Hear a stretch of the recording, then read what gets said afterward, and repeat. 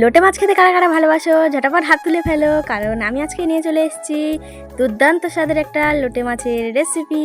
এটা যদিও সবাই পারে, এটা এমন নতুন কিছু নয়, তো আমি যেমনভাবে বানাই। তো হাই ফ্রেন্ড, সবাই কেমন আছো? আশা করি ভালো আছো। আমি প্রিয়া নিয়ে চলে এলাম তোমাদের সঙ্গে আরও একটা মিনি ব্লগ।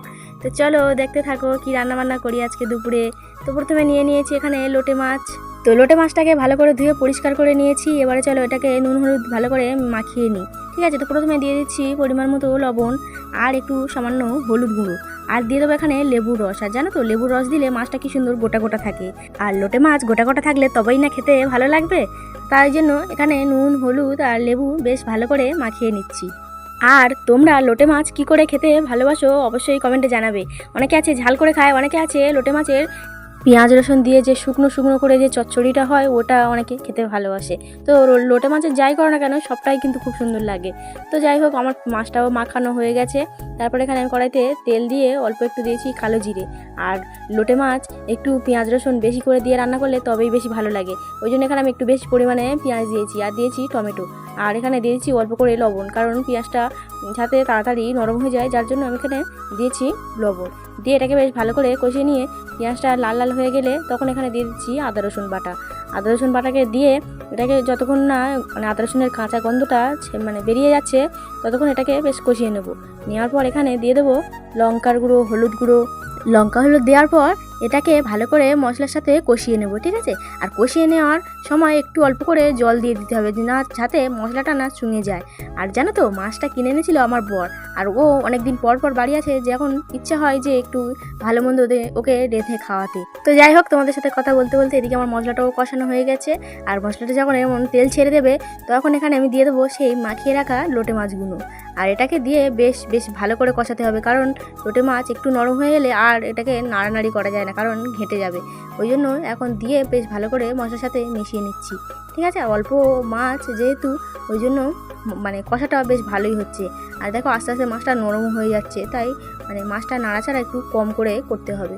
আর এটা একটু মশলার গায়ে ভালো করে মাখিয়ে নেওয়ার পর এখানে দিয়ে দেবো অল্প করে জল, কারণ লোটে মাছ থেকে অল্প হলেও একটু জল ওঠে, ওই জন্য এখানে অল্প করে জল দিয়ে এটাকে আমি ঢাকা দিয়ে রেখে দেবো কিছুক্ষণের জন্য। তো কিছুক্ষণ ঢাকা দেওয়ার পর আবার ঢাকনাটা খুলে দেখে নেব যে মাছটা ভালো মতো সিদ্ধ হয়েছে কিনা। তো দেখলাম মাছটা ভালো মতো সিদ্ধ হয়ে গেছে, আর তার জন্য উপর থেকে আমি একটু দিয়ে দিচ্ছি ধনেপাতা। ঠিক আছে, আর লোটে মাছের তরকারিতে ধনেপাতা দিলে তার স্বাদ আরও বেড়ে যায় আর খেতে দুর্দান্ত লাগে। তো যাই হোক, এদিকে আমি মাছটা হালকা করে নেড়ে দিচ্ছি, কারণ মাছটা ভেঙে চচ্চড়ি হয়ে যাওয়ার মতো হয়ে যাবে, ওই জন্য আস্তে করে নেড়ে দিচ্ছি। দিয়ে লাবানোর সময় দিয়ে দিচ্ছি একটু গরম মশলা। আর তারপর দেখো এদিকে আমার লোটে মাছের ঝালটা পুরো একদম রেডি। ঠিক আছে, আর চলো নামিয়ে নিয়ে তোমাদেরকে দেখাই। তারপর দেখো এটাকে আমি নামিয়েও নিচ্ছি। আর নামিয়ে নেওয়ার পরে লোটে মাছের ঝালটা দেখো কত সুন্দর, আর যেমন দেখতে হয়েছিল খেতে একদম সুস্বাদু, এত সুন্দর সে যাই হোক, লোটে মাছের ঝালটা আমার কমপ্লিট হয়ে গেছে। এদিকে আমি কড়াইতে দিয়ে দিচ্ছি তেল আর দিয়ে দিচ্ছি কালো জিরে। আর এখানে রান্না করবো আমি ছোটো কাঁকড়া, যেগুলো চিতি কাঁকড়া বলে। তো ওই কাঁকড়াগুলো রান্না করার জন্য এখানে আমি পেঁয়াজ তারপরে টমেটো দিয়ে এটাকে ভালো করে কষিয়ে নিচ্ছি। তারপর পেঁয়াজটা ভাজা হয়ে গেলে তারপর এখানে দিয়ে দেবো আদা রসুন বাটা।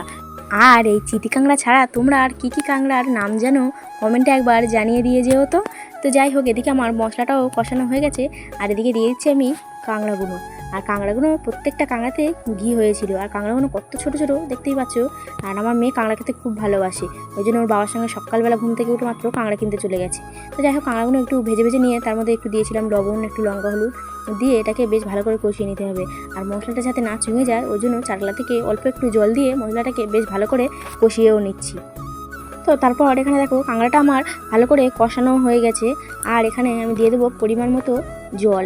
আর কাঁকড়ার ঝালটা পুরো একদম লাল লাল ঝাল ঝাল হয়ে গেছে। আর আমার মেয়ে খাবে বলেছিল, আমি বুঝতেও পারিনি একটু ঝালটা বেশি হয়ে গেছে। তো যাই হোক, ও ঠিক খেয়েও নিয়েছিল। তো এদিকে আমার কাঁকড়া ঝালটাও রেডি। আর এখানে লাগানোর সময় অল্প একটু দিয়েছিলাম ধনেপাতা। আর কাঁকড়া ঝালটা এদিকে নামিয়ে নিয়ে চলো তোমাদেরকে তারপর দেখাই। আর এই যে দেখো কাঁকড়া ঝালটা রেডি। তো আজকের যা যা রান্না করেছিলাম সেগুলো তোমাদের সঙ্গে চলো শেয়ার করি। তো এখানে দেখতে পাচ্ছ সাদা ভাত করেছিলাম, কাঁকড়ার ঝাল, লোটে মাছের ঝাল, আর করেছিলাম মাছের ঝোল। আর ফোনে চার্জ না থাকার কারণে মাছের ঝোলটা তোমাদের সঙ্গে শেয়ার করতে পারিনি। তো এই ছিল আজকের ভিডিও। সবাইকে আজকের মতো টাটা। আর কোনটা তোমাদের ভালো লাগলো সেটা জানাবে।